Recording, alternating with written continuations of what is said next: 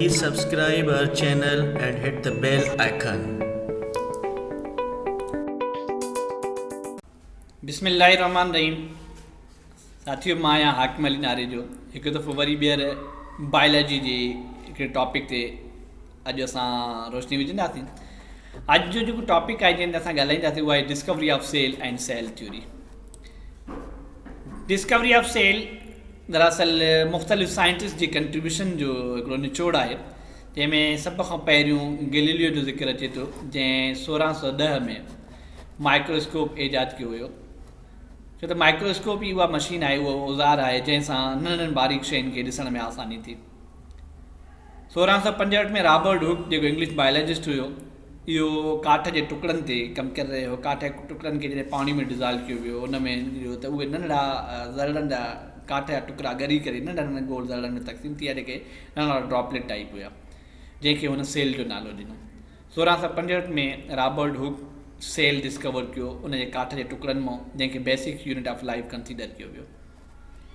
1831 ऐं 32 जे अरसे जे दौरान रॉबर्ट ब्राउन ॿियो हिकिड़ो साइंटिस्ट आहे, जंहिं सेल जे बि अंदरि नंढड़ी हिकिड़ी गोल टाइप वेज़ल यानी गोल टाइप नंढड़े हिकिड़े पार्ट खे ॻोल्हे लधो, जंहिंखे उन नालो ॾिनो न्यूक्लियस जो, जेको सेल जो सेंटर कंसीडर कयो वेंदो आहे। माना सेल जो जेको न्यूक्लियस आहे उहो रॉबर्ट ब्राउन ॻोल्हे लधो। 1838 में German botanist Schleiden stated that all plants are composed of cell. यानी हिते रॉबर्ट हुक काठ जे टुकड़े ते कमु कयो ऐं उन जे नंढे गोल ज़रड़े खे उन सेल जो नालो ॾिनो। पर 1838 में जर्मन बोटेनिस्ट चिलिडन जेको हुयो, उन इहो बयानु ॾिनो या इहा साबिती ॾिनी त जेके बि प्लांट्स आहिनि उहे सभु जो सभु सेल जा ठहियल आहिनि। माना जेके बि प्लांट्स आहिनि उहे सभु जो सभु सेल जा ठहियल आहिनि। नेक्स्ट ईयर ॿिए साल 1839 में जर्मन ज़ूलॉजिस्ट यानी जेको ज़ूलॉजी जी फील्ड में कमु करण वारो साइंटिस्ट हुयो स्टीवन, उन वरी इहो दरियाफ़्त कयो त जेके बि एनिमल्स आहिनि उहे बि सभु जो सभु सेल जा ठहियल आहिनि। 1838 में स्टेलिडन प्लांट्स जे बारे में कंसीडर कयो त उहे सभु सेल जा ठहियल आहिनि ऐं 1839 में वरी ज़ूलॉजिस्ट स्टीवन इहो डिस्कवर कयो त एनिमल जेके आहिनि उहे बि सभु जो सभु सेल जा ठहियल आहिनि।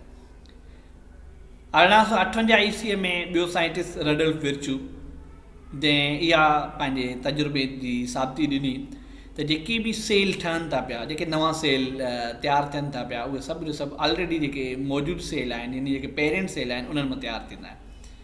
माना सेल ॿियनि सेल्स मां जेके अॻ में ऑलरेडी पंहिंजी लाइफ रखनि था पिया, उन्हनि सेल्स मां तयारु थींदा आहिनि, उन्हनि मां प्रिपेयर थींदा आहिनि। हीअ हुई असांजी डिस्कवरी ऑफ सेल। 1610 में गैलीलियो माइक्रोस्कोप ईजाद कयो। 1665 में रॉबर्ट हुक सेल डिस्कवर कयो। 1831-32 में Robert Brown nucleus of cell discover कयो। 1838 में स्टेलिडन इहो बयानु ॾिनो त जेके बि ॿूटा आहिनि सभु सेल जा ठहियल आहिनि ऐं 1839 में जर्मन ज़ूलॉजिस्ट इहो साबित कयो त जेके एनिमल्स आहिनि उहे बि सभु जो सभु सेल जा ठहियल आहिनि। ऐं 1858 में रडल्फ विर्चू इहो बयानु ॾिनो त जेके बि नवां सेल तयारु थियनि था पिया, उहे ऑलरेडी पेरेंट सेल जेके हूंदा आहिनि उन्हनि मां ई डेवलप थींदा आहिनि, उन्हनि मां तयारु थींदा आहिनि।